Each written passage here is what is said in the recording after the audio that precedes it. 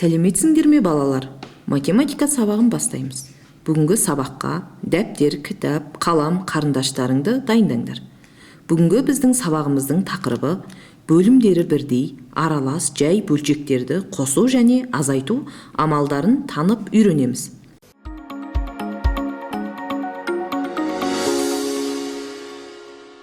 Жаңа сабақты бастамас бұрын өткен сабақты есімізге түсірейік.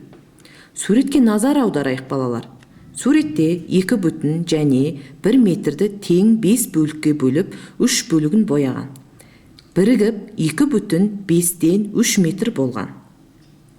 Бүтін санға бөлшек санды қосқанда аралас бөлшек шығады.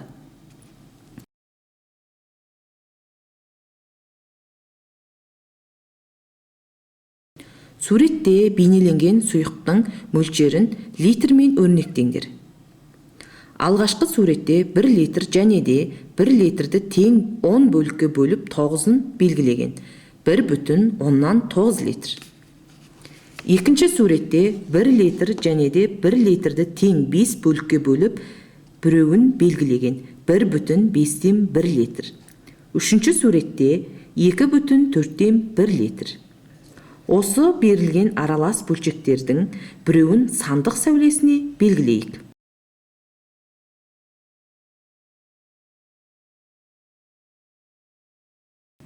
Бір бүтін 5-тен 1 литр.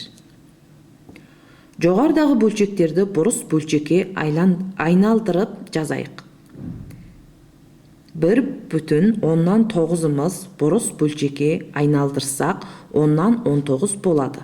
Алдымен 1 бүтінді 10-10 деп жазатын болсақ, 10-10-ға 10-9-ды қоссақ, 10-19 болады.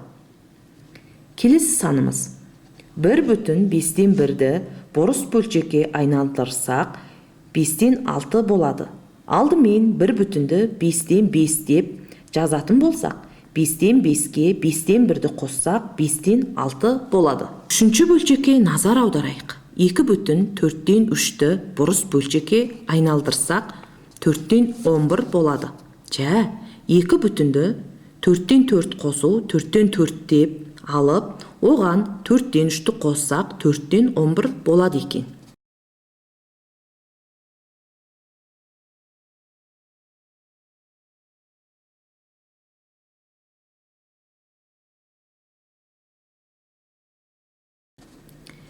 Бір есеп шығарып көрейік.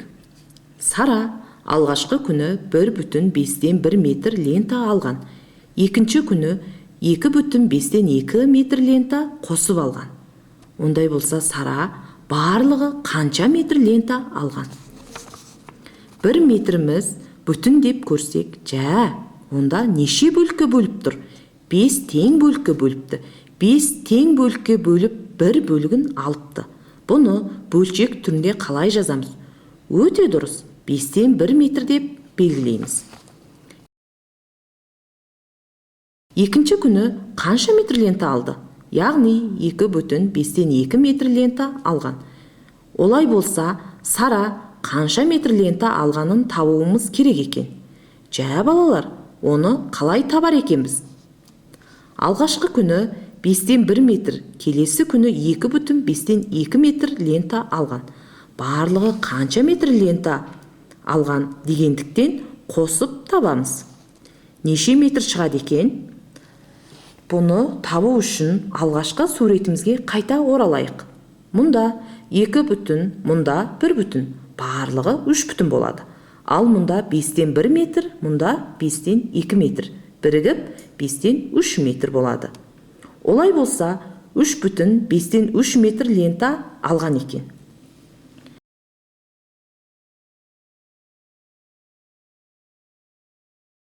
Онда барлығымыз есепке қайта назар аударайық. Мұнда неге 3 шықты?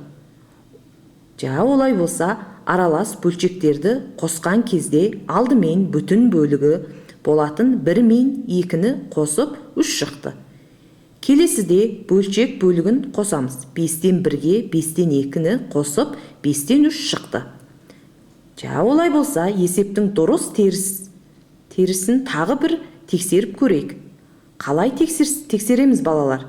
Өте жақсы. барлық 3,5-3 метр бар. Содан алғашқы күнгіні алсақ, екінші күнгісі шығады. Екінші күнгіні алсақ, бірінші күнгісі шығады. Барлығымыз алу амалымен тексеріп көрейік. Барлығы 3,5-3 метр бар. Содан алғашқы күнгі 1,5-1 метрді аламыз. Неше шықты? 2,5-2 метр шықты. Оны барлығымыз ақылды тақтадағы үлгісінен көрейік. Оны барлығымыз ақылды тақтадағы үлгісінен көрейік.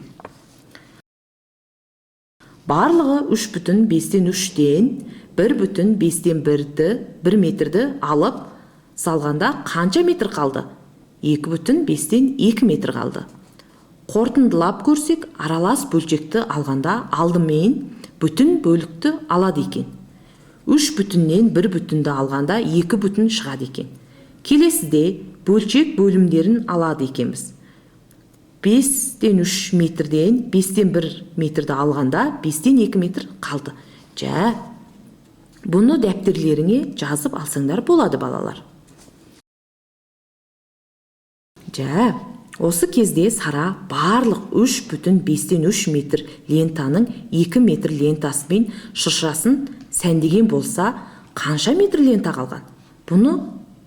Мұнда қанша метр қалған?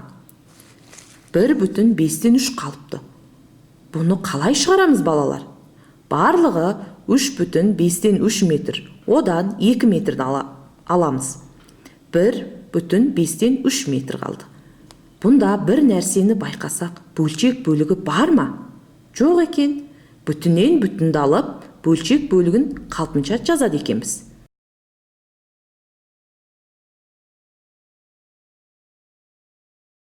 Біз бүгінгі сабақта аралас бөлшектерді қосып алуды үйрендік. Біз бүгінгі өткен сабағымызға байланысты 4 мысал есеп шығарып көрейік. Алғашқы есепті барлығымыз бірігіп шығарайық. 4,6-дан 2-ге 2,6-дан 3-ті қосайық. Неше шықты? Неше шығады екен, балалар? 6,6-дан 5 шыққан екен.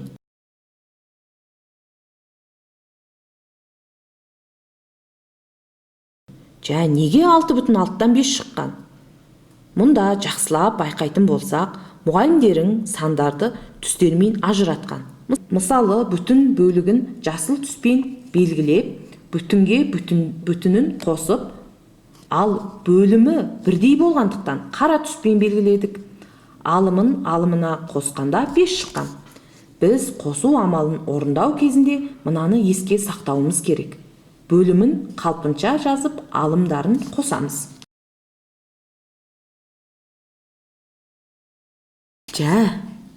Келесі есепке түсейік. 9,7-ден 5-тен 5,7-ден 2-ні аламыз.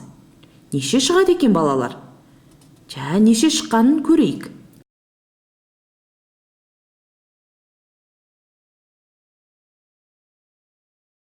4,7-ден 3 шыққан екен.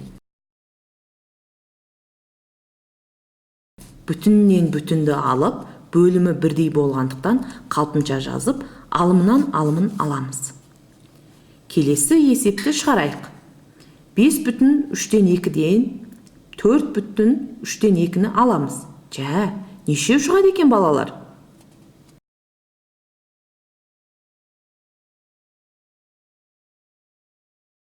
Неше шыққанын көрейік.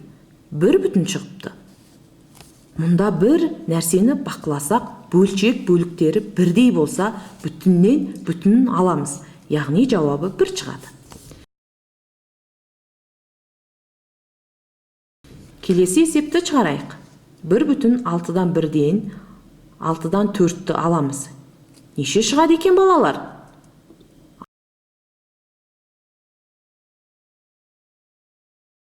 6-дан 3 шығыпты. Неге 6-дан 3 шыққан екен, балалар? Олай болса, біз 1,6-дан 1 бөлшекті бұрыс бөлшекке айландыру тәсілін қайта ойға түсірсек, бұрыс бөлшекке айландырсақ 6-дан 7 болады. Неге 6-дан 7 шықты?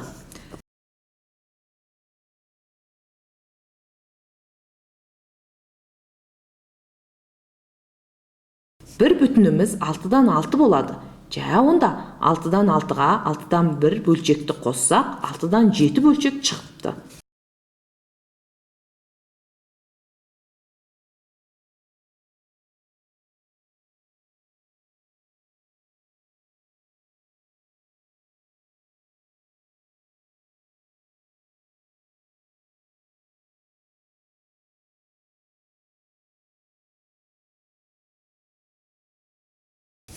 Жа онда 6-дан 7-ден 6-дан 4-ті алсақ, 6-дан 3 шығады. Сабаққа белсенді қатысқан балаларға рахмет. Үйге оқулықтың 66-шы бетінің 359-дан 362-ге дейінгі жаттығуларды орындаңдар. Тапсырма орындау кезінде мәселе туындаса, ұстаздарыңа хабарласып көмек алсаңыздар болады.